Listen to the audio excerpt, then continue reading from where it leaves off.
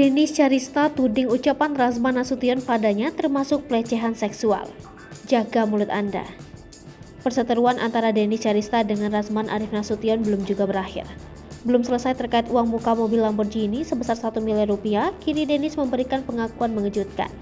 Ia mengatakan bahwa Razman telah melakukan pelecehan seksual kepadanya. Dikutip dari YouTube Denis Charista Senin 20 Juni 2022, Denis menanyakan maksud dari perkataan Razman dalam video sebelumnya.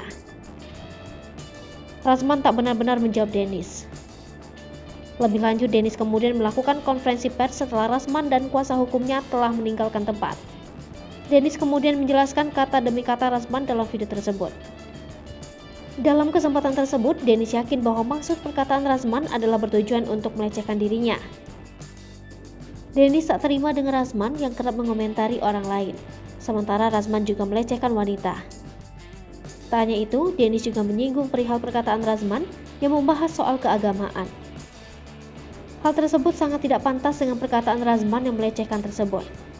Tak hanya itu, Razman juga sempat mengajak Denis menjadi istri ke-8. Denis ingin Razman berubah. Selain itu, ia merasa Razman juga melakukan body shaming kepadanya.